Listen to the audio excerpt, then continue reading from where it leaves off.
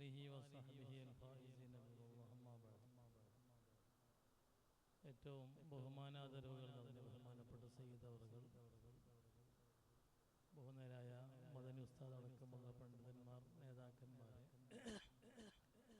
സ്നേഹസമ്പന്നരായ വിദ്യാർത്ഥികളെ, റഹ്മുർ-റഹീമീനായ റബ്ബ് നമുക്ക് ഈ മഹത്തായ സദസ്സിൽ ഒരുമിക്കാനുള്ള വലിയ തൗഫീഖ് നൽകി. ഇതിലേറെ സന്തോഷത്തോടെ നമുക്കും ബന്ധപ്പെട്ടവർക്കും അവൻ്റെ സുഖലോക സ്വർഗത്തിൽ ഒരുമിക്കാൻ അല്ലാഹു തആല തൗഫീഖ് നൽകുമാറാകട്ടെ എന്ന് ആത്മാർത്ഥമായി പ്രാർത്ഥിച്ചുകൊണ്ട്,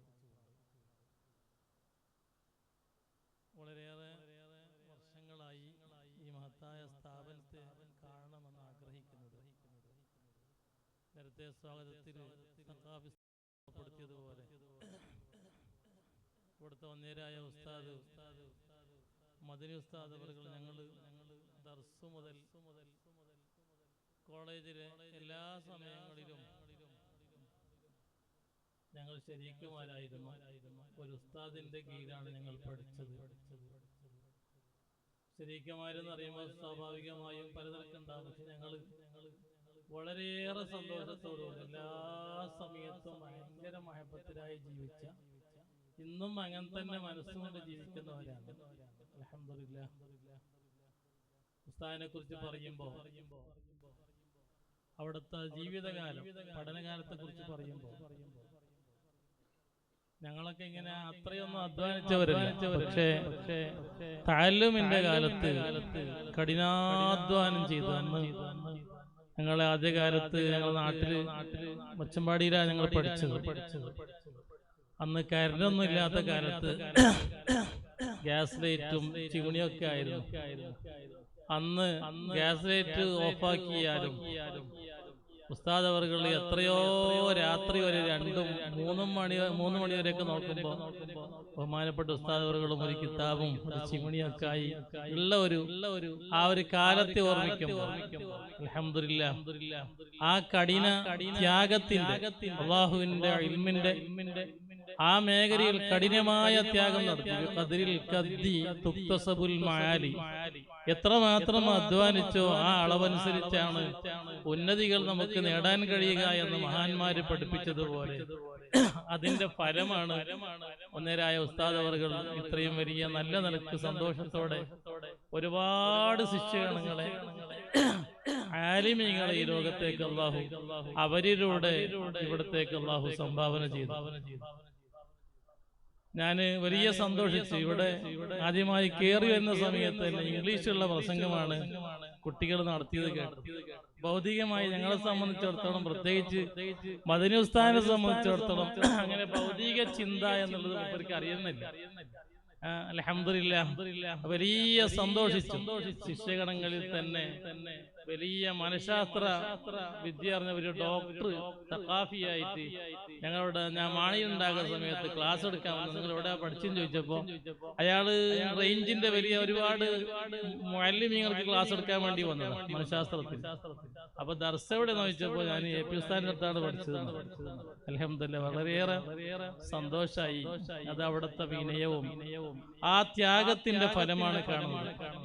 ഞാൻ നീട്ടുന്നില്ല, നീട്ടാനുള്ള സന്ദർഭമല്ല നമുക്ക്. അൽഹംദുലില്ലാഹ്, ബഹുന്നരായ ശൈഖുന തങ്ങൾ ഉസ്താദ് അവർ നമുക്കൊരിക്കലും മറക്കാൻ കഴിയില്ല. ആ മുഖം കണ്ട ബഹുമാനപ്പെട്ട തങ്ങൾ ഉസ്താദിന്റെ ആ മുഖം കണ്ട ഒരാൾക്ക്, അവിടവുമായിട്ട് സുഹബത്ത് കിട്ടിയ ഒരാൾക്ക് അവിടത്തെ ഒരിക്കലും ജീവിതത്തിൽ മറക്കാൻ കഴിയും. അത്ര ഏറെ നമുക്ക് എനർജി നൽകുന്ന ഒരു സുഹബത്താണ് ബഹുമാനപ്പെട്ട തങ്ങൾ ഉസ്താദിന്റെ.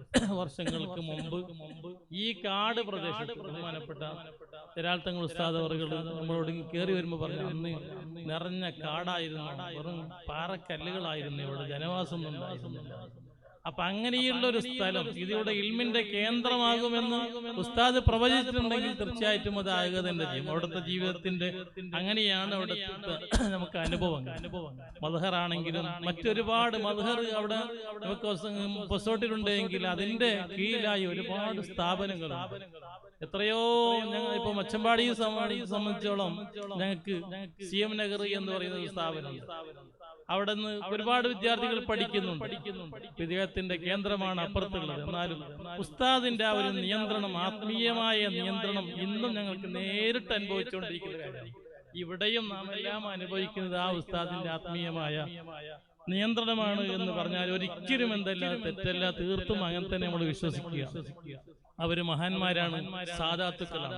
നമുക്ക് ഇന്നിവിടെയും നേതൃത്വം നൽകുന്നത് ഒരു ബഹുമാനപ്പെട്ട സയ്യിദ് അവർക്കാണ്. നമുക്ക് ഏറെ സന്തോഷമാണ് അവരുടെ കൂടെ ജീവിക്കുമ്പോൾ. നമ്മുടെ എല്ലാത്തിന്റെയും മുന്നിൽ ഒരു സയ്യിദ് ഉണ്ടാകുമ്പോൾ അത് തീർച്ചയായിട്ടും അതിന്റെ ഫലങ്ങൾ നമുക്ക് എപ്പോഴും കാണാം. സല്ലല്ലാഹു അലൈഹി വസല്ലം തങ്ങൾ പറഞ്ഞത് എങ്ങനെയാണ്? അൽ അയിമ്മത്തു മിൻ ഖുറൈശ്, നേതാക്കളാകേണ്ടത്, മുന്നിൽ നിൽക്കേണ്ടത് ഖുറൈശികളാണ്, സാദാത്തുക്കളാണ്, സയ്യിദന്മാരാണ്. സയ്യിദു ഖദ്ദിമു ഖുറൈശൻ, നിങ്ങൾ എന്നും മുന്നിൽ കാണേണ്ടത്, എപ്പോഴും നിങ്ങൾ മുന്നിൽ വെക്കേണ്ടത് സാദാത്തുക്കളെയാണ്, എന്റെ കുടുംബത്തെയാണെന്ന് റസൂലുള്ളാഹി സ്വല്ലല്ലാഹു അലൈഹി വസല്ലം തങ്ങൾ പഠിപ്പിച്ചു. അവിടെ നിന്ന് സാദാത്തുക്ക് നേതൃത്വം നൽകുന്ന ഏത് പരിപാടി ഒരിക്കലും പരാജയപ്പെടാറില്ല.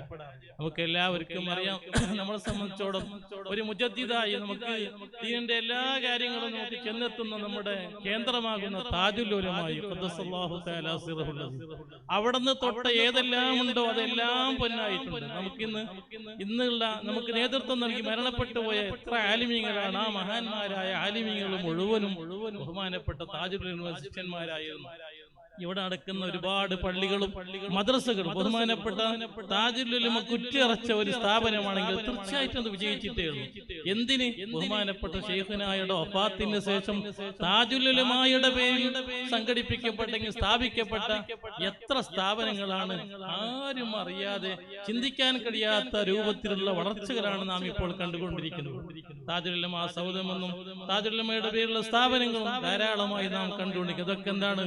മുത്തുനബി സല്ലല്ലാഹു അലൈഹി വസല്ലം തങ്ങളുമായുള്ള അവരുടെ ആ ഒരു ബന്ധം അല്ലാഹു സുബ്ഹാനഹു വ തആല ആ നിലയ്ക്ക് സാദാത്തുക്കളും വെച്ച് അവരുടെ നേതൃത്വത്തിലായി പ്രവർത്തിച്ച് അൽഹംദുലില്ലാഹ് റഹ്മാനുർ റഹീമിനായ റബ്ബ് നമുക്ക് എല്ലാവർക്കും ഈമാനോടെ മരണപ്പെട്ട ആ സ്വാലിഹീങ്ങളോടൊപ്പം ഒരുമിക്കാൻ അല്ലാഹു തആല ഇത്തരം സന്ദർഭങ്ങളൊക്കെ സംരംഭങ്ങൾ അല്ലാഹു തആല നമുക്ക് ആക്കി തരുമാറാകട്ടെ എന്ന് ആത്മാർത്ഥമായി പ്രാർത്ഥിച്ചുകൊണ്ട് എല്ലാവിധ സന്തോഷങ്ങളും അറിയിച്ചുകൊണ്ട് നിർത്തുന്നു. വാഖിറു ദഅവാനാ അൽഹംദുലില്ലാഹി റബ്ബിൽ ആലമീൻ.